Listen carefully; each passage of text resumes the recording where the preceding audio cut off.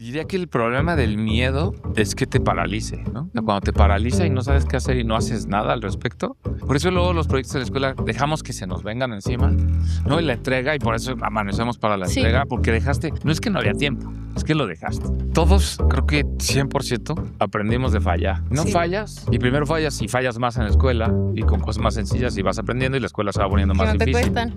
¿no? Y te van poniendo proyectos más complicados. Y luego en la vida real igual. Y entonces fallas y aprendes de los madrazos, perdón. No, sí, claro. Pero no hay de otra. O sea, uno aprende a golpes y truenas empresas y truenas cosas. Hola, ¿cómo estás? Yo soy Karina Vaca, creativa y egresada del ISAD. Te doy la bienvenida a The Makers, un programa hecho para creativos del diseño, arquitectura y cualquier disciplina. Es por eso que aquí voy a tener a los referentes de esta industria para platicar sobre cómo es que encontraron su propio camino. La verdad es que estamos muy contentos de tenerte aquí con nosotros. Bienvenidos. Es posible diseñar objetos que no solamente sean bellos, sino que sean profundamente responsables con su entorno. El invitado de hoy nos ha demostrado que la respuesta es un rotundo sí. Diseñador industrial por la UNAM, Daniel Romero Valencia.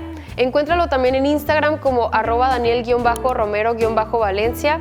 Es una de las mentes creativas detrás de Tux, un estudio que se ha convertido en el estandarte del diseño sustentable y socialmente coherente en México. Su trayectoria es una lista impresionante de hitos internacionales, desde ganar el prestigiado Red Dot Design Award en Alemania y ser nombrado diseñador del año en 2023, hasta ser reconocido por la revista Forbes como uno de los 100 creativos más importantes de México en el mundo. Con participaciones constantes en las Bienales de Madrid y Venecia, Daniel no solo crea objetos, construye soluciones que habitan en el cruce del interiorismo, la arquitectura y las intervenciones urbanas. Pero su impacto no solo se queda en el estudio. Como profesor de la UNAM y figura clave en plataformas como Hecho y Derecho y el Abierto Mexicano de Diseño, Daniel es un puente fundamental para las nuevas generaciones. Hoy con Daniel platicamos sobre la aventura que es emprender desde Tux, la habilidad para crear relaciones de valor y cómo sí podemos abrazar al fracaso, entre otros temas. Daniel es muy generoso con todo lo que nos comparte. Aquí te vas a dar cuenta el por qué. Bueno, Daniel, bienvenido. Me cuentan aquí que ya llevas un par de días en Chihuahua. ¿Cómo te has sentido? La verdad es que estoy súper contento de estar acá de nuevo. Es la cuarta vez que vengo al ISAD, pero tenía muchos años sin venir porque se nos atravesó la famosa pandemia. Entonces, pues eso detuvo un poco el tiempo, ¿no? De todo el mundo. Hace 6 años que no venía y bien contento. Llevo ya mi tercer día. Eh, y pues tuve la oportunidad de no solo dar hoy una conferencia hace ratito, sino tener taller con los chicos y las chicas. Practicaron unos ensambles en madera y la verdad es que pues todo bien. Me encanta sobre todo cuando puedo dar taller y tener más cercanía, ¿no? Al final en la conferencia pues, siempre tienes es un poquito más lejano. Claro. Pues bueno, para empezar ya a entrar a lo que sería el tema aquí del podcast, a nosotros nos genera mucho como alumnos que estamos, yo en lo personal que estoy a punto de egresar, algunos que ya a lo mejor ya están más avanzados, creo que siempre surge esta duda de cómo es que llegamos. Ay, ¿podemos empezar de nuevo? Me hice bolas. Sí, ¿quieres empezar tú? O sea, no, esta La pregunta. pregunta. Sí, perdone. No, Eh, pues lo mismo cuando estás saliendo. Ok, listo, perdone. no te preocupes. Digo, ya la introducción estuvo bien, pero ya la pregunta me hice aquí un poquito bolas. Ahora sí ya. Bueno, para empezar a entrar en contexto acerca de tu experiencia, lo que ya has hecho, etcétera, a mí me gustaría preguntarte si a ti, al salir de la carrera, te llegó a intimidar el ver a personas que a lo mejor ya estaban más, pues sí, que ya tenían un camino hecho en este tema del diseño. Mm. ¿Te llegó a intimidar o alguna vez te llegaste a preguntar cómo es que podías llegar tú ahí? Oh, sin duda, o sea, creo que me la vivía intimidado. Ujú, Tocaste un buen tema, es de diván, creo, ¿no? sí. De psicoanálisis, pero sí, creo que diseño industrial, bueno, yo estudié diseño industrial, aquí es diseño de producto, ¿no? Pero bueno, eh, a mi forma de ver venía arrastrando como un cambio muy importante, económico principalmente en el país, en el cual el apellido industrial le viene pesando mucho la carrera, a mi forma de verlo. Y entonces, explicándotelo de otra forma, yo mientras estudiaba, tenía profesores que nos presentaban que habían diseñado un tractor, ¿no? Ujú. Por completo, y todas las piezas del tractor y unos planos impresionantes hechos a mano, como realmente un trabajo de diseñador industrial de vanguardia, ¿no? Y México en muchos años estuvo en ese punto. En este caso era la industria de Dina Nacional, y todas las piezas de ese tractor se habían diseñado aquí y se fabricaban aquí. Y realmente México pues exportaba innovación, exportaba diseño y se fabricaba diseño, ¿no? Había manufactura y diseño nacional. Y cuando yo estudié y me enseñaban eso, y te tocaban los primeros trancazos, como a buscar prácticas profesionales y de asomarte hacia afuera, eso ya no existía. Y el Tratado del Libre Comercio como que había girado por completo la economía en el país, y estas industrias se habían vuelto principalmente maquiladoras. Entonces los diseñadores industriales dejamos de tener un trabajo más creativo y de creación a más un trabajo Técnico. técnico y de lector de planos, y en el cual pues mucho de lo que nos enseñaban ya pues era un poco obsoleto, pues. Y creo que eso marcó a mí y a muchos diseñadores contemporáneos, unos un poquito más grandes, unos un poquito más Ujú. jóvenes, pero que básicamente emprendimos, ¿no? Y somos más emprendedores y empresarios jóvenes, ya no estoy tan joven, pero que empezamos jóvenes a aventurarnos al mundo del emprendedurismo sin tener las bases, pues.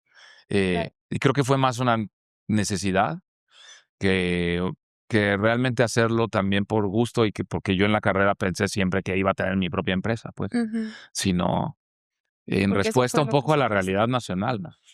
Claro. Y bueno, ya hablando un poquito del contexto que esto que nos dices del emprendimiento, ¿qué crees que fue lo que más te costó al iniciar? Y, por ejemplo, ahorita, ¿qué crees que te siga costando? Mm. ¿O que es algo que se le puede llegar a complicar a una persona que decida emprender en este ámbito? O sea, Todo. sin duda alguna, creo que las carreras de diseño, y digo, yo soy profesor en la UNAM, pero además tengo la suerte de pues, dar estos talleres y visitar universidades. Voy a Mérida, a León, Guanajuato, he ido a Puebla, a Querétaro, un montón de lados. Y pues medio conozco estas, de lo que hablo, pues. Ujú. Y pues se basan mucho en la creatividad, en la forma, ¿no? En la creación de estos objetos de productos y estas nociones como básicas de administración, porque no es que quiera que nos convertir la carrera en administradores, ¿no? Administración, Pero a fin de cuentas pero es las nociones necesario. básicas de administración, de contaduría, creo que son fundamentales para estas escuelas que cada vez tienen más emprendedores cuando salen. Exacto. Y pues sí creo que salimos en general muy desnudos. Seguro habrá escuelas que se han puesto más un poco las pilas que otras, pero sí creo que es una falta. Sí, que se le tiene que poner como más hincapié en esa parte, ¿no? De saber cómo manejar un negocio, ya no nada más dedicarte a lo que es lo creativo. Exacto. Y, por ejemplo, ¿a ti qué es lo que más te ha costado en términos de dirigir? Tengo entendido que tienes 2 socios. ¿Qué es lo que crees que es un poquito más como desafiante a la hora de ya combinar, digamos, fuerzas con el equipo?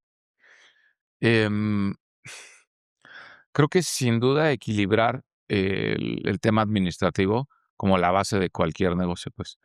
Y, y eso en el entendido de una administración sana que no necesariamente es igual a una utilidad enorme, pues, en los proyectos, sino una administración diseñada para un proyecto que hace diseño y que hace innovación y que está inventando cosas y que nosotros nos metemos a hacer un material nuevo con el proveedor. Y eso quiere decir que ese gasto en experimentación es algo que tienes que contemplar desde el ADN de la empresa que estás creando. Y si no, sería visto como, bueno, estos locos se lo gastan en pura experimentación, en puro. Pero si no, no funcionaría Tux como funciona hoy, ¿no? Exacto. Y bueno, ya hablando más de Tux, tengo entendido que tu trabajo es hacer productos de consumo. ¿Cómo le hiciste? Bueno, a mí me interesa mucho como una vez que tú ya decides a qué te quieres dedicar y cuál va a ser tu área en tu despacho o en tu estudio, em, ¿cómo le haces para llegar a cierto tipo de clientes? O sea, ¿cómo encuentras cuál es tu cliente ideal o él te va encontrando a ti? Muy buena pregunta. Y quizás si la supiera responder súper bien, quizás también tendríamos más claros como un tema de ventas, ¿no? De Sí. cómo atraer ciertos proyectos. Creo que algo difícil, muy difícil en la oficina es que hacemos muchas cosas muy diversas y como que estos 13 años nos ha llevado a hacer cosas urbanas, parques, diseño de espacio público, eh, arquitectura efímera, pabellones, mucha arquitectura prefabricada ahora. Y eso nos ha empujado, además de hacer objeto como diseñador industrial y producto, mobiliario, etcétera, Ujú. a tener un equipo muy diverso, ¿no? Entonces, aunque los socios originales somos diseñadores industriales, ahora en el equipo hay Claro. arquitectos, diseñadores gráficos, diseñadores de producto. Dentro de los mismos industriales hay de diferentes escuelas y la verdad es que cambia mucho el perfil. Paula, mi socia, es directora general. Ella viene del mundo de las ciencias y tiene un doctorado en ingeniería de materiales. Entonces, como que esas cabezas muy diversas, pues han logrado como esa transdisciplina que nos permite atacar proyectos como de muy Distintos, diferente carácter, claro. ¿no? Desde arquitectónicos, más de ingeniería, y digamos un poco el equilibrio que logramos tiene que ver con ser una oficina aproximadamente 25 personas y como otros 25 en producción. Eso quiere decir que es una oficina muy grande Sí. para la capacidad productiva, ¿no? Y eso es porque no todo lo que diseñamos dentro de la oficina se produce en Tux. Mm. Nuestro taller está enfocado en la transformación de la madera porque tenemos acerrín en las venas, Ujú. porque nos encanta que es un material renovable, porque lo usamos de forma responsable, pero también diseñamos para muchas otras empresas muy grandes, Urrea, Comex, etcétera, ¿no? Entonces, y muchos proyectos que también no se diseñan. Hemos estado desde asesorías de planes de estudio, Ujú. universidades, estamos metidos en cuanta Muy cosa y variado. lo hace, la verdad que lo hace muy divertido. Sí, justo era como lo que te quería preguntar, o sea, ¿tú crees que el hecho de que sea un trabajo tan variado hace que sea como más fácil de disfrutar? Bueno, a mí me pasa en lo personal de que si a mí me encasillan en a lo mejor una sola área, como creativa me bloqueo, me aburro, me termino como desgastando. Y al tener un poquito más de variedad, como que creo que puedes jugar y meterte en varias áreas y como que se vuelve más diverso y más divertido, por decirlo así. O sea, sin duda el trabajar como por proyecto y que los proyectos sean tan diversos es divertido, sí, o sea, totalmente, y te hace aprender de un montón de cosas. Pero creo que ahí hay una línea un poco peligrosa en la que he escuchado muchas veces que el diseñador es un poco el ombligo del mundo y que con el diseño vamos a salvar el mundo. Ujú. Y que podemos hacer un poco de todo, porque somos muy todólogos y dados a hacer de todo. Y más bien, todos estos proyectos muy diversos han hecho que nuestro equipo sea diverso internamente y trabajando con nosotros, pero también muchos de los proyectos los colaboramos con amigos y con despachos externos y suman una cantidad de despachos, los expertos en arquitectura del paisaje, los expertos en iluminación, el ingeniero que nos ayuda a calcular estructuras en madera. Sí, o sea, es un Eh, equipo muy grande y es muy variado. grande, ¿no? Y nos la pasamos colaborando con diferentes, y creo que México es excepcional para eso.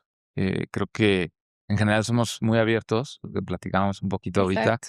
Es una sociedad en la que a todos los niveles, no solo a nivel profesional, como describí ahorita, también a nivel de producción, pequeñas y medianas empresas, esta necesidad, digamos, de trabajar, también creo que nos abre Aprender a ser muchas muy disciplinas. colaboradores, Sí, sí, ¿no? sí. Y hacer locuras. Llego a un taller donde hacen fundición, no sé qué, y les enseño los moldes que yo hago en madera. Y de repente ya el proyecto con el que llegué ni siquiera es el que estamos haciendo juntos, Ujú. ¿no? Y eso ha hecho que muchos de nuestros proveedores ya no sean proveedores, sino pues amigos, colegas, parte del equipo y la extensión, digamos, del mismo Tux, ¿no?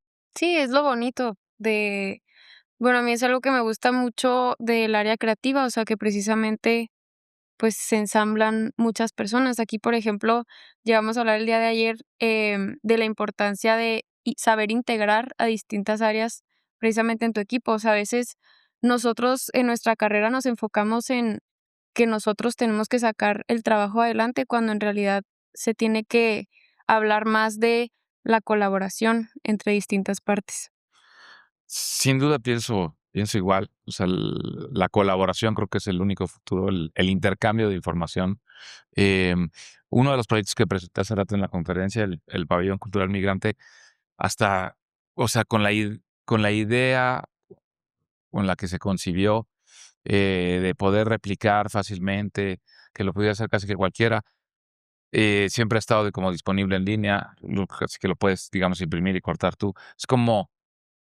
Es como esta línea difícil entre el intercambio de conocimiento, pero que también por otro lado es un negocio, ¿no? Ujú, Entonces, ¿cómo equilibramos un poco que al final Tux, que pues, es una empresa, tenemos 50 empleados, hay que pagar salarios, etcétera? exacto. Pero sin duda, creemos que somos, digamos, muy abiertos, el intercambio de información, el estar abiertos a eso, pues creo que se resume muy fácil en que estoy dando un taller aquí y Exacto. comparto esa información con alumnos, en que doy clases, mi socio igual. Tengo clases en línea en una plataforma, 15,000 cursos vendidos, que pues me ha abierto la cabeza de una forma brutal, ¿no? No, y dejas tu semilla y Dejas tu aportas. semilla y también ves, en este curso que di algo parecido acá, hicieron como un banquito que es el pretexto. Ujú. Realmente es sobre ensambles. Es un pésimo banquito. Es un gran ejemplo para estudiar ensambles. Ajá. Y entonces tengo una cosa parecida en la plataforma de internet, doméstica, estos cursos. Y brutal, ¿no? O sea, yo en 2 semanas en doméstica tuve más alumnos que en 10 años en la UNAM, Ujú, ¿no? De golpe. Y de repente lo replicaban en Senegal. Y de repente me escribía con unos polacos. ujú. Y un chico de Barcelona lo volvió lámpara y padrísima y un producto que venden. O sea, Ujú, em, realmente como que hoy esa capacidad de intercambiar información y de educación en línea, pues también ha cambiado el paradigma rapidísimo de muchas cosas, ¿no? Que no es que diga que va a sustituir las universidades en lo más mínimo, son cosas distintas, pero sí te abre la cabeza por completo. no, y también siento que se presta mucho a la competencia, ¿no? O sea, como ahorita ya hay tantos recursos como lo que nos hablas de aprender a hacer algo en línea, ya todos tenemos al alcance literalmente de un clic el aprender a hacer como algo nuevo que no sabíamos, a lo mejor incluso por alguien que ya tiene una experiencia, pues, ya de muchos años. Creo que, pues sí, se abre mucho a la competencia y también, pues, se le puede sacar mucho provecho. Claro, yo creo que estos como saberes más técnicos, un Sí. software, por ejemplo, pues tiene mucho sentido en un curso así. Ujú, Pero un intercambio, trabajo en equipo, lo que hacemos en la universidad, ¿no? Cuando logras hacer transdisciplina y lo cruzas con otro profesor que está trabajando otra cosa ujú, y no sé, trabajando en la UNAM, de repente viene una bióloga que es experta en, hormigas, entonces nos pide que le diseñemos unas cosas. ujú. Eso, no te lo puede dar Un curso. hoy no, por lo menos, un curso en línea. Y creo que es riquísimo porque ese trabajo en equipo, y se lo digo mucho a mis alumnos, no están enfocados en facilitarles la vida y por eso se dividen el trabajo en equipo, sino no es dividírselo, sino profundizarlo y llegar a proyectos que obviamente los profesores ni siquiera alcanzamos a vislumbrar cuando ponemos el ejercicio, sino Exacto, que lo llevan a más allá. claro. Bueno, ya yéndonos acá por otro tema, vimos nosotros que en 2023 te mencionaron como uno de los top 100 creativos en Forbes. Y, pues, bueno, queremos que nos platiques un poquito sobre esa experiencia. Pues, son como, o sea, todos los reconocimientos, digamos, puse ahí también en la conferencia, como los premios que hemos ganado y así. Ujú, Mi papá decía como una frase de cuando yo era chiquito de alabanza en boca propia es vituperio. Ajá. O sea, como que andas de presumido, digamos, ¿no? Con los Sí, premios. Pero la verdad es que esos premios también, pues tu trabajo te cuesta, exacto. ¿no?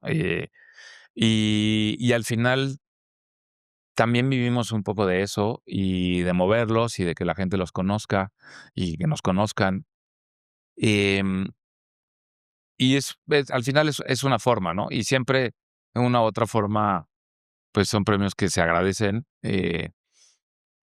Llegaron ese que mencionas en específico y muchos otros que han llegado, yo creo que casi todos, fueron una sorpresa, ¿no? Esa es Ujú. una sorpresa, no lo pedimos, pues, o sea, Sí, no, alguien no. alguien te selecciona y Ujú. entonces se siente muy bien. Antes, cuando llevábamos muy, muy poquito, fuimos chilangos del año, Ajá. con Chilango, está muy chistoso. Y todos creo que nos han servido como para decir, bueno, alguien está viendo lo que hacemos y también el que lo muevan en este tipo de revistas que además son de muy distinta índole, Mm, también están muy bien. Un año después creo que también me dieron uno del MDF, sí. y algo que me encantó es la descripción que escribió el jurado, que yo no tenía el gusto de conocer, este, y lo hacía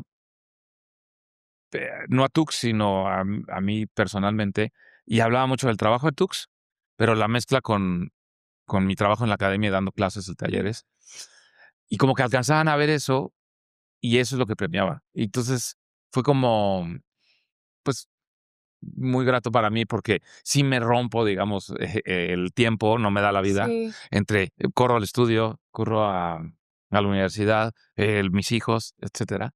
Y es algo que tienes que lograr equilibrar, pero exacto. que estoy seguro que para ambos bandos, tanto para mi trabajo en Tux como para la universidad, siento que aporta mucho mi otro lado, pues. Exacto. Sí, tú, por ejemplo, ahorita que mencionas el tema de familia y la presión a lo mejor de tener distintos trabajos o estar como en diferentes áreas, ¿cómo crees tú o qué nos dirías a nosotros que estamos a punto de entrar en ese mundo caótico que es, pues sí, la vida de adulto, literal? Em, ¿Cómo nos recomendarías nivelarlo? O sea, ¿de qué manera tú lo nivelas? ¿De qué manera intentas estar como más presente, como que no te consuma tanto el trabajo? Y digo, si tuviera esa receta sería más fácil, ¿no? Sí. Y seguro sería top seller. Pero creo que es complicadísimo, ¿no? Pero creo que para mí personalmente, y habrá muchas búsquedas y muchos caminos distintos, el tener algo aparte, que en mi caso es como mi hobby y mi deporte de toda la vida, desde escala en roca, y nunca haberlo soltado Sí. en 25 años ya, o desde antes que estudié. O sea, antes de decidir ser diseñador industrial, ya había decidido como el deporte que iba a seguir haciendo toda mi vida, ¿no? Ujú. Antes había sido futbolero. Y siempre he hecho mucho deporte y soy un poco hiperactivo y lo necesito, ¿no? Y la escalada combinaba como no solo hacer deporte, sino un deporte de mucha concentración, que cuando entonces te olvidas de absolutamente todo, estás colgado y no estás pensando en los pendientes de la chamba. Es muy creativo, siempre es distinta, tienes que solucionarlo de forma distinta. Ujú. Hay como una comunicación ahí muy interna, como una meditación en movimiento. Y pues es algo que nunca he dejado y por más, soy muy estricto con eso y a mí me funciona muy bien, pues. Y por más que estoy desvelado y con los hijos y todo, y que hoy ya están lo suficientemente grandes, ya lo comparto con ellos, así que está padrísimo. Ujú. Sí, qué lindo. Pero para mí si no, me estallaría la cabeza con los pendientes, los problemas, Sí, o la sea, tú cantidad. dices aferrarte a algo que sabes que te hace como volver a ti. Que te hace me encanta cómo lo dijiste. Me lo Okey, dijiste eso. mejor que yo. Ajá. Bueno, digo, y también esto que te platico como de los miedos, o a lo mejor el que uno apenas va a salir a eso y, pues, existe obviamente como esta duda de cómo le voy a hacer. ¿Qué miedo le quitarías a los jóvenes creativos que están por dar ese salto? Diría que el problema del miedo es que te paralice, ¿no? O sea, Mm, cuando te paraliza y no sabes qué hacer y no haces nada al respecto, está de miedo. ujú, Creo que hay que moverse para solucionarlo. Si tienes un proyecto, Por eso luego los proyectos de la escuela dejamos que se nos vengan encima, ¿no? Y la entrega, y por eso amanecemos para la Sí, entrega, porque dejaste, no es que no había tiempo, es que lo dejaste, exacto. ¿no? Porque los demás también lo estaban medio dejando, y todos medio ven cuánto lo dejan, pero Ujú, no arrancamos con todo, pues. ujú. Y creo que hay que aprender a hacerlo con tiempo, porque hay que siempre tener un nivel de entrega lo más profesional posible, tanto de estudiante y luego como de profesional. Entonces, creo que hay que aprender a equilibrar eso. Sí. También siento que existe mucho este miedo a no ser suficiente.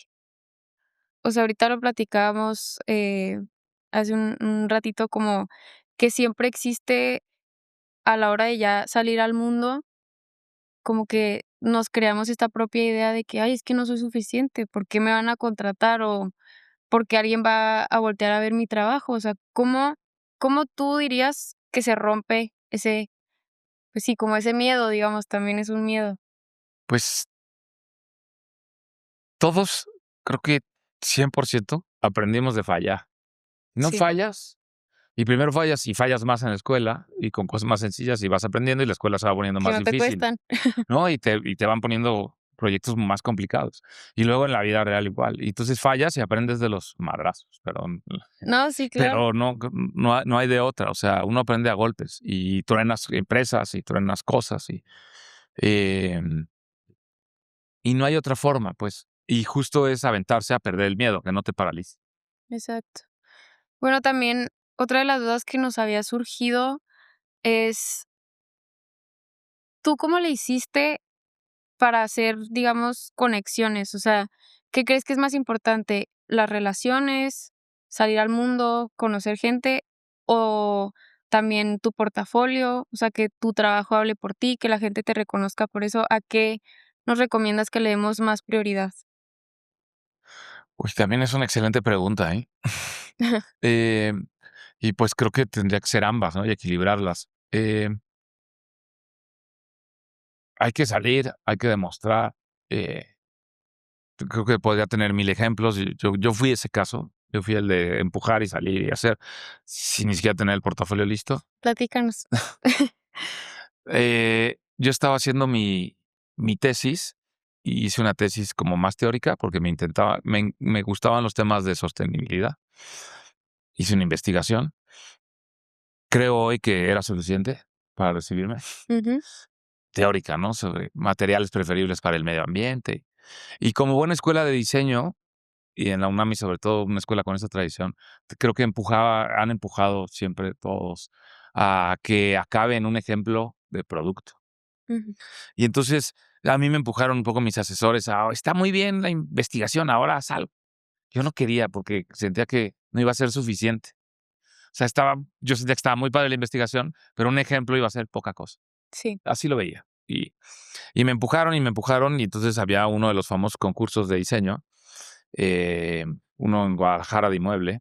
Y entonces eran 3 días y no dormí 3 noches y hice, me puse una fecha límite, pues. Ujú, Y fue una repentina, en mi caso, con una investigación detrás. Hice un productito que funcionó muy bien, la maroma, un mueble, y cuando hice el producto y lo metí de inmueble, por cierto, no me quedó muy bonito porque tuve 3 noches. ujú. Me quedó. El concepto era muy bueno conceptualmente, pero el nivel de entregable era malo. Lo hice con mis Okey. manos en mi taller. Y algo muy bonito de esa historia es que llegué a Dimueble, me dieron una mención honorífica por concepto y me la dio Mauricio, que estuvo sentado hace ratito Ah, aquí, en esa silla en justo. esta silla. Y ahí sí lo conocí como estudiante, él era jurado, y me dijo, me regañó súper bien, me agarró 2 minutos, me dijo, era la mejor idea de todas y me di cuenta, tienes suerte que me di cuenta, porque tu producto es una basura, tu entregable es muy malo, pero es increíble, retómalo, no lo dejes. Y lo acabé, lo hice bien, hice mi tesis, y haciendo mi tesis, tenía al gran Oscar Hagerman de profesor, y como alguien que nunca solté, aunque he dado clases muchos años. Me asesoró en la tesis, hice mi mueble, lo hice entregable ya bien hecho, y le escribí muchos mails a mi socio Emiliano Godoy, porque yo sabía que cada que leía de sustentabilidad en México, él era el que estaba haciendo algo y hablaba de algo. Pero además tenía producto, Ujú, no solo era teórico, era como lo que yo quería hacer. ujú. Y le mandé un mail y no me contestó. Creo que muy al principio de la tesis. Y luego hice el producto y le mandé otro mail y no me contestó. Y luego vi un póster en la escuela que decía Emiliano Godoy mañana. Ya era un rockstar. Este, y entonces le di reenviar al correo, que te enojas, ¿no? Que ya ni lo firmas el correo. Le di reenviar. Sí. Y me contesta rapidísimo, voy mañana a tu escuela, me enseñas tu tesis ahí. Y yo, ay, padrísimo. Dio una conferencia, gran conferencia, durísima, se le fue un durísimo, fue muy duro la historia del diseño, con Tonet especialmente, y cómo se degradaron los bosques de Europa del Este por la fabricación de esas famosísimas sillas que vemos como uno de los íconos del diseño. Entonces, estuvo intenso, pues. Tema Y el chiste controversial. es que yo súper preparé, un poco lo que dices de cómo me preparé, no tenía el portafolio listo, tenía mi tesis, pedí un salón, compré café, galletas, imprimí unos pósters en la mañana, y lo preparé todo para él, lo quería conocer, y ya acaba su conferencia y me acerco y le digo, oye, yo soy el del mail. Ujú. Me dice, mucho gusto. Y estaba Oscar al lado, Oscar Hagerman lo felicita. Dice, oye, Emiliano, gran conferencia. Gracias. Y Emiliano le dice, Oscar, ¿sigues viviendo en la Condesa? ¿Vas para allá? Sí, ¿me das aventón? Sí. Y volteé y me dice, oye, no voy a poder ver tu tesis. Y ya sabes, yo mi corazón. Sí, obvio. Y Oscar, después de tantos años de haber compartido clases y todo el ángel de la guarda que tuve en la vida, tengo, le dice, ¿cómo? ¿Vas a ver la tesis de Daniel? ¿No conoces su tesis? Es bellísima. Yo lo estoy asesorando. Vamos, yo los acompaño. Y ya, bueno, el cuento es, ahora soy socio de Milano y ahí, le enseñé mi tesis y días después me preguntó, ¿hiciste el mueble? Sí, lo hice yo con mis manos. Me invitó a trabajar con él, y ya llevamos como 13 años con Tux y como 18 años trabajando juntos, así que Así surgen las ha sido cosas. buen maestro, pero digamos, sin preparar un gran portafolio y así, antes de eso no había ni acabado, pues, no había ni, empujé hacia el camino pues, que me interesaba. Sí, es que a veces precisamente se trata de, a lo mejor no te sientes listo o tal vez ni siquiera estás listo, pero está esa parte de las ganas de querer lograrlo e insistir. Claro. Ahora, ahorita me estás hablando como de tus referentes o de personas que incluso a lo mejor tú veías como ejemplo o pues sí, como era alguien que tú buscabas que viera tu proyecto. ¿Crees que eso definió a lo mejor el estilo que llevas ahorita? A mí me hace mucho ruido que yo siento que no tengo un estilo propio. O sea, no tengo un estilo que yo diga, la gente ve mi trabajo y sabe que es mío. No sé si tú sientas que sí lo tienes, yo creo que sí. ¿Crees que esas influencias te inspiraron para llegar a encontrar ese estilo que tienes actualmente? Sin duda, o sea, creo que lo primero es como en estas grandes referencias del diseño, de cuando llevamos historia del diseño y cuando estás como en una etapa de estudiante, los famosísimos sillones de donde estamos sentados. Es como entender el contexto, o Sí, sea, y no solo a nivel imagen y formal. Y hoy creo que la información es muy rápida y la scrolleamos y la pasamos y me gusta, no me gusta, y no se quedan mucho más del like, ¿no? sí. Y, y creo que el realmente entenderlo como el ver este sillón, pero a lo largo de una línea del tiempo y el por qué se hizo y el qué estaba empezando y por qué era arquitecto y no era diseñador el que lo hizo porque no existía y Ujú. por qué eran primero los arquitectos los que hacían mobiliario y cómo responden a ese contexto y qué pasaba al mismo tiempo en México y qué pasaba en otros países, porque también hemos vivido una historia del diseño muy eurocentrista Sí, claro. y hoy hay como mucha más información al respecto. Creo que es básico como tener todas esas bases. Y Y después creo que es bien importante como no ir a nivel de experimentación formal, sino más que los objetos que producimos sean como el resultado pues de toda una investigación, de un trabajo, de un proyecto, y como que el cómo se ve el objeto al final es solo la conclusión de una cosa mucho más grande, ¿no? Y Ujú, que muchas veces debería de acabar en, ¿para qué hago una silla más? ujú. Y nos detenemos un poquito ahí.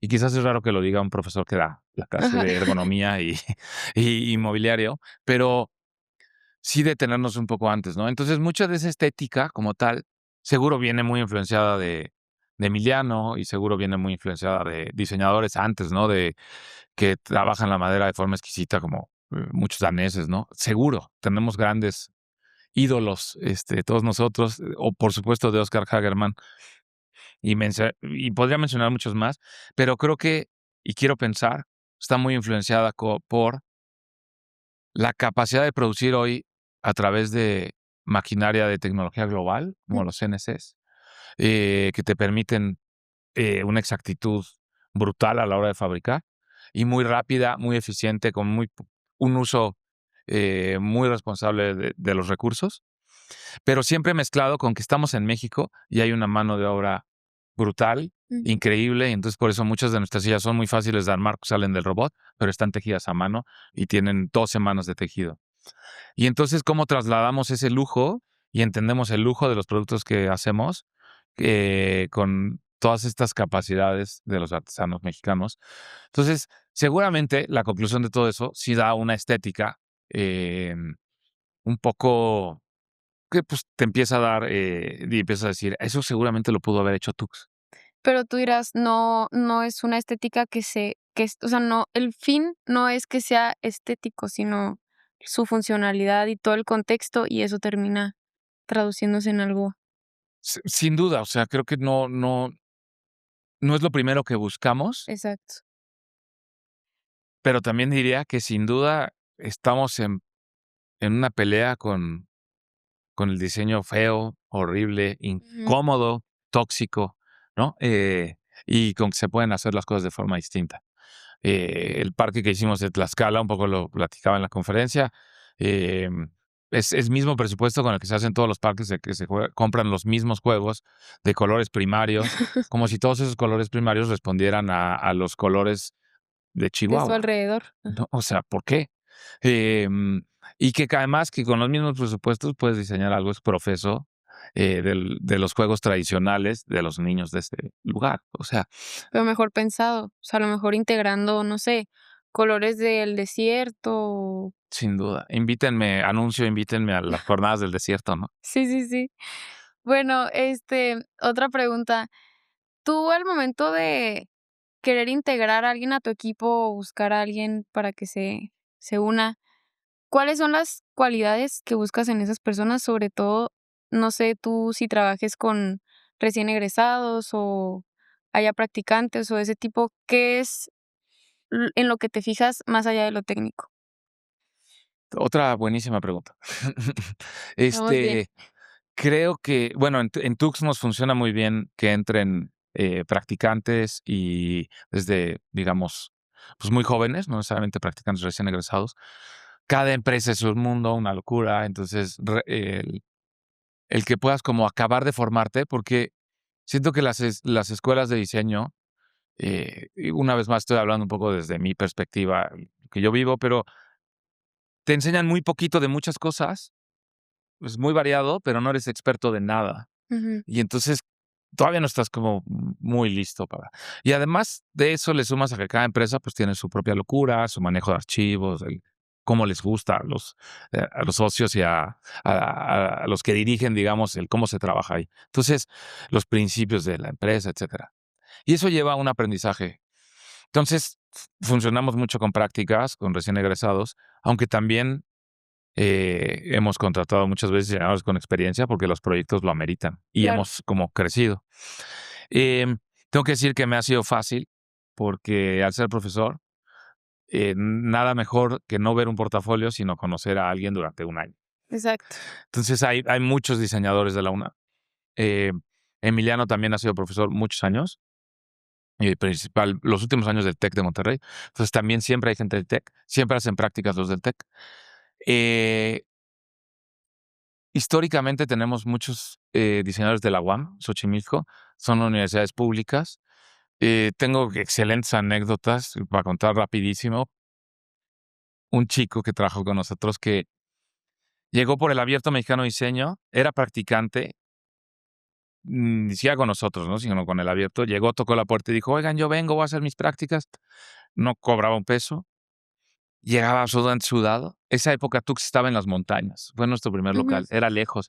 Venía del otro lado de la Ciudad de México. Sí, enorme. Hacía 2 horas de bicicleta. Llegaba, trabajaba increíble, se rompía. Y el montaje, nosotros estábamos en el sur, era en el centro de la ciudad. Venía, iba, una máquina, En bicicleta. en bicicleta, todo, y un nivel de compromiso. Y ya acabó las prácticas, dijo, sí. Y yo, se fue muy rápido, no tenía ni el teléfono. Y en cuanto, lo explico muy fácil, en cuanto se abrió una vacante, yo dije, lo quiero a él. Claro. O sea, ¿dónde está? Y le hablé, no, que estoy acabando la carrera. Y a los 2 años, oye, que, bueno, para no hacer el cuento muy largo, volvió, trabajó con nosotros. Luego volvió a irse a un puesto más grande en otra empresa más grande. Lo volvió a contratar después, volvió, fue jefe, y ahí ya fue no diseñador junior, sino fue nuestro jefe de producción. Se volvió a ir porque montó su propia empresa, ¿no? Y ya hemos tenido 3 veces relaciones y somos grandes amigos. Y se lo ganó con una actitud, La actitud. una actitud. Y hoy, tenemos buena relación, nos pasamos trabajo, es alguien con el que colaboro, ¿no? Entonces, esas relaciones son a largo plazo. Y bueno, no fue con un portafolio bellísimo, Impresionante. que siempre ayuda, ¿eh? No Sí. digo que no. Hay una buena carta de presentación. Sí, claro. Y bueno, a nosotros nos gustaría hablar sobre la disciplina. ¿Qué consideras para ti que es la disciplina en este ámbito? ¿Cómo la llevas tú? ¿Cómo manejas, pues sí, o sea, organizarte de tiempos? A mí se me hace muy impresionante como el hecho de que tengas todo eso allá y que todavía puedas venir aquí y dar pláticas y como que, ¿cómo le haces? O sea, en sí la pregunta es, ¿cómo manejas esa disciplina para llegar a ese nivel? No sé. Ahora sí me hiciste una pregunta que no. Sí, sí, No sí. puedo. Como, creo que voy a retomar una respuesta de hace rato. Es la disciplina que tengo como en el deporte, Ajá, de no dejarlo, la tengo que transmitir al resto, pues. Y Tux es un monstruo muy grande, como hemos crecido mucho, en el cual s- si lo dejo me consume, pues. O sea, hay suficiente trabajo para que hubiera dicho, no puedo venir a ELSA. ujú, Pero si no vengo al ISAD y si no doy las clases en la UNAM y si no hago mis cosas y si no escalo y me vuelvo loco, tampoco podría. Yo no podría. ujú. Es un poco de personalidad, pero eso también creo que le aporta mucho. Em, y también mucho de mi trabajo se ha vuelto saber delegar y tener un buen equipo y confío en el equipo que está. Y les digo, confío en la decisión que están tomando. Y ya hay diseñadores que llevan con nosotros 8 o 10 años de los 13 que perfectamente confío plenamente en su toma de decisiones. Y también mucho de mi trabajo se ha vuelto más estar fuera, vender proyectos, estar en otros lados, estar en juntas. Cada vez estoy menos, extraño un poco desarrollar y Sí, diseñar y estar, me gusta el CAD, me gusta dibujar, modelar. Cada vez me toca menos y, y es parte un poco de haber crecido y lo veo un poco así. Y sí, creo que hay que aprender a delegar. Y para eso, como cualquier crecimiento de empresa, creo que se relaciona a mucho orden. Eso se lo he aprendido mucho a mis 2 socios. Paula es científica y Emiliano es como muy, muy histérico del orden ujú. y eso creo que nos ha ayudado a mantener esa estructura.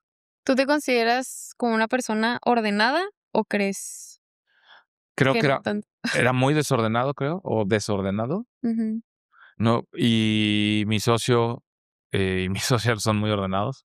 Entonces me he ordenado y he descubierto que mi vida se facilita mucho sí, cuando se claro. ordena y también no es lo mismo tener archivos en tu computadora para ti y tú solo que compartirla con 10, 15 diseñadores, y que todos entiendan el archivo que estás abriendo. Entonces, Exacto.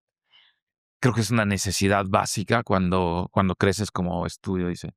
Sí, no, la verdad es algo muy difícil. Yo que ahorita estoy en ese proceso en el que, digo, no sé si te compartimos, pero yo llevo una agencia de redes Mm. y precisamente yo también estoy asociada con mi pareja.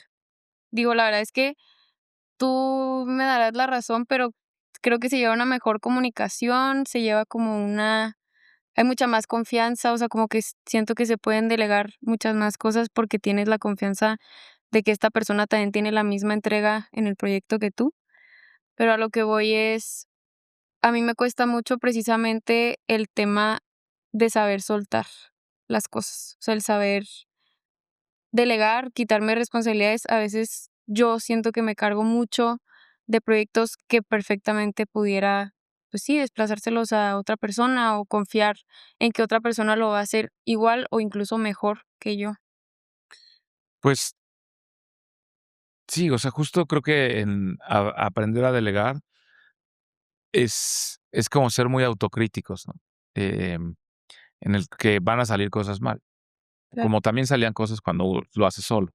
Entonces, estas cosas que salen mal, pues quizás es porque el diseñador que tomó el proyecto le falta experiencia Ujú. o piensa distinto, pues. Pero también puede ser porque lo comunicaste mal y no fuiste lo suficientemente claro, ¿no? Sí, también hay que tener esa Hay autocrítica que ser muy de autocríticos. O sea, creo que y también hay que aprender a decir: "La cagué", porque ujú, todos la cagamos. Siendo jefe, la riegas, y un montón de veces. sí. Y creo que tiene mucho valor decirlo. Creo que hoy somos un poco distintos en eso, también a nivel profesores. A mí no me da nada de pena decir muchas veces: "No sé, Ujú, vamos a averiguarlo". O sea, lo que me estás preguntando no tengo una remota idea, pero hoy la información está ahí, ujú, y mejor para qué lo invento, ¿no? exacto. Si no sé, la respuesta. O hoy también, eh tengo alumnos que llegan en niveles muy altos de ciertos temas de aprendizaje porque hay mucha información en internet, son muy buenos buscando. Ujú, Entonces, por ejemplo, a nivel CAD y así, me dan la vuelta 3000 veces, ¿no? Entonces, pero quizás la experiencia que tengo yo construyendo algo pues, le puede ayudar a que no se nos vaya a doblar esa pieza de metal que va ujú, a sostener un montón de peso. Entonces, claro. creo que esa suma es importante y aprender a decir, la regué. Sí, justo en temas del fracaso, ¿qué tanto crees que se tenga que abrazar en este proceso? O sea, ¿hasta cuándo crees tú que hay que darle la vuelta al fracaso? Pues creo que nosotros hemos intentado con toda el tsunami de proyectos, ¿no? Porque siempre, digo, en el día a día, tú está ahorita estamos en chinga y hay un montón de proyectos y está dando la vuelta y es como muy pesado. Entonces es difícil como ese freno cuando acabas un proyecto para decir, la regamos en esto, junta de proyecto, ¿qué podemos mejorar? Como la crítica constructiva alrededor de en qué fallamos y en qué no fallamos y a ver, ¿por qué perdimos dinero en esto? Em, como el arrastrar todos esos errores, si no hay esa reflexión al final de los proyectos, pues no hay aprendizaje. Cuando solo arrastras esos fracasos Te sin consume. reflexionar en ellos y sin echarte para atrás y decir, necesito 5 minutos antes de agarrar el siguiente proyecto, Ujú, a decir, porque esto fue...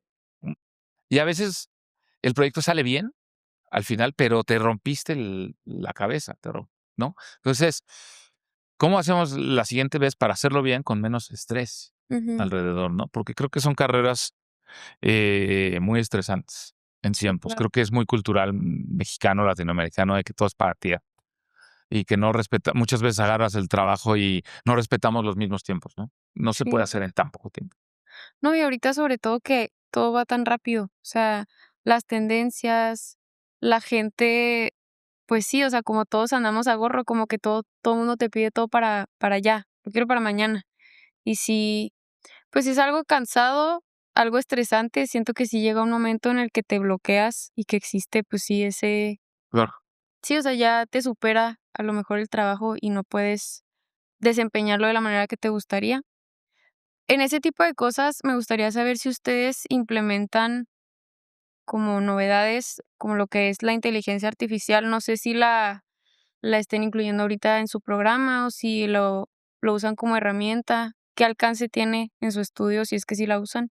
Em, Diría que no somos para nada punta de lanza en el tema, Ujú, pero por supuesto estamos empezando a practicarlo, a tomarlo en serio, en muchos de los procesos. O, primero con las cosas más obvias, ¿no? O sea, en textos y cosas así, nos ayudamos bastante, nos apoyamos, pero no, o sea, sin duda creo que, funciona muy bien la inteligencia artificial con iteraciones como muy claras. Al final es como un colega más, ¿no? De la exacto. oficina, es lo que platicamos hace rato. Si la comunicación y lo que delegas es confuso, pues la respuesta de la inteligencia artificial también va a ser confuso. Ujú, Si tú no sabes para dónde quieres, pues para dónde va a jalar, qué te va a claro, proponer. Entonces, suena como muy obvio, pero no es tan fácil. Y necesita muchas vueltas, muchas iteraciones y mucho tiempo. Claro que agarrándole, estamos haciendo mucho más eficientes muchos procesos. Muchos de los más jóvenes que llegan súper mega hábiles en los programas de dibujo y así, pues cada vez usan más lenguaje de programación, por ejemplo en exacto. Grasshopper, y entonces y usan el chat y pues hacen cosas brutales, pero creo que siempre, siempre, siempre nos están funcionando, siempre que las cruzamos con esa experiencia Sí, que no se pierda la parte humana. y de experiencia que te da el construir las cosas. Al final, muchos de los proyectos en Tux se construyen. Entonces, y eso hoy no lo está haciendo un robot solo. Es un Claro, poco lo que contaba. Nos apoyamos mucho en la fabricación digital, pero siempre está mezclado por un grupo de carpinteros y herreros y que, que tienen un nivel de ejecución de verdad quirúrgico. exacto. Sí, te queremos hacer una pregunta. ¿Cuál es el peor consejo que te hayan dado? Y también si ese consejo lo llegaste a seguir o no. El peor consejo. Híjole, esta sería. Y ha sido así. Sí, sí. Creo que no recuerdo algún consejo Malo. malo como consejo, así como, oye, Daniel, creo que no. Sí recuerdo como enseñanzas en la universidad que me ponían los pelos de punta. O sea, como que a mí me metían mucho ruido. Es esto que contaba de cómo estudié diseño industrial, en qué año estudié diseño industrial al principio de los 2000 y lo que había pasado con la industria Sí. y un poco la realidad. A mí me chocó un poco porque mi papá es arquitecto y quizás de ahí viene que ser diseñador, pero es un arquitecto urbanista dedicado a la arquitectura social y a los procesos participativos y no al diseño de residencial, ¿no? O arquitectónico como comúnmente se conoce, sino más como un sociólogo de la arquitectura. Y Okey. entonces traía como muchas cosas y tenía una ONG toda la vida y tengo unos tíos que tenían ONGs que trabajaban en el Valle del Mezquital en Hidalgo, en comunidades, con ellos hice mi servicio social. O sea, como que tenía mucho un lado de trabajo social en mi familia, y no, justo no el empresarial que acabé siendo más empresario. Pero creo que me marcó mucho y encontré un oasis en la clase de Oscar Hagerman en la universidad, que trataba un poco de esto, ¿no? De la producción más local y de las personas y del trabajo con el México rural. Y, y, y en esos comentarios, por ejemplo, eh, pues como que el librito no es culpa tampoco de los profesores, pues, que me lo dijeron, no es por culpar a nadie, pero el librito lo que dice es el diseño industrial, donde entra y donde interactúa con otros saberes, viene mucho después de la mercadotecnia Ujú. y los mercadólogos y así son los que deciden, pues, si es pertinente o no un producto en el mundo, porque, pues, tiene que ver con mercado y con ventas.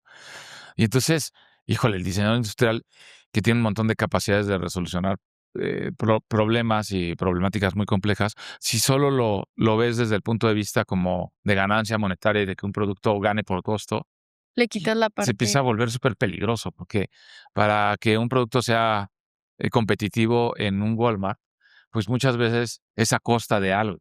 Sí, El costo tiene que estar subsidiado, por así decirlo, de alguna forma por algo más. Y ese subsidio puede ser porque pues, la madera que están utilizando es ilegal o porque simplemente las pruebas de resistencia de dicha lámpara que te compraste por 80 pesos fueron mínimas y te va a durar 3 días. Y entonces estamos Exacto. comprando cosas que duran súper, súper poco en una línea del tiempo que cuando lo ves en la historia de la humanidad, lo que hemos hecho en los últimos 200 años es bastante terrible, ¿no? Entonces, ahí los diseñadores industriales tenemos un montón de responsabilidad. Y sí nos tenemos, creo, que ser conscientes eh, y tener como muchos criterios de evaluación de los proyectos que hacemos, de cuándo sí los hacemos y cuándo no. Ujú. Y entonces, pues sí me puse un poco los pelos de punta a pensar así, porque entonces muchos productos bien malignos, como los cigarros o industrias así malignas como pues, las guerras, ¿no? Que hoy mueven al mundo y lo que pasa con Estados Unidos, son las industrias más poderosas.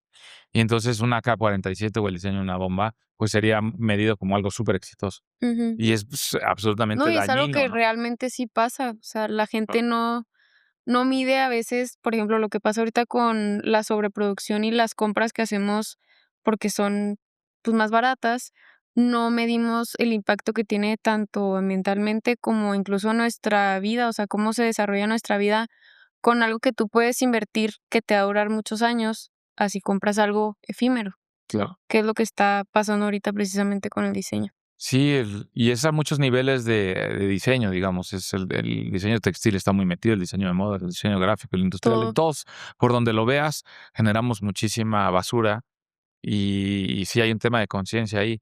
Y, y que si lo ves como en la línea de tiempo muy, muy grande de cuántos los humanos han pasado en este planeta, que es nada, eh, pues sí tendríamos que entender que muchas veces decimos, es que esto es muy duradero, pues duradero conforme a qué, a cuál línea, a nuestra vida, pero es nada comparación al Ujú. planeta. Entonces, sí, esta elección de nuevos materiales y toda esta tendencia de biomateriales o materiales como la madera, por eso te digo que tenemos acerrín en las venas, siempre y cuando es un material renovable, biodegradable y cuidemos de dónde viene y sepamos de dónde proviene de una fuente responsable, pues está todo bien, ¿no? Eso es. em, y mientras cuidemos eso, tampoco estoy en el otro extremo en el decir, es que ya no va a haber productos de consumo y se acabó y no va a Sí, producir claro nada. que no. Que digo, puede ser y es un camino, pues yo no estoy ahí, sino el que lo que vamos a producir sea de la forma más responsable posible. Y conforme a eso, ¿qué le dirías tú? Digo, obviamente, pues, tú tienes contacto con tus estudiantes, y incluso aquí estuviste, pues, muy cerca de los que estamos aquí en el ISAD, pero si más gente ve este podcast, ¿qué les dirías tú de consejo y de responsabilidades a la hora de que salgan de la universidad?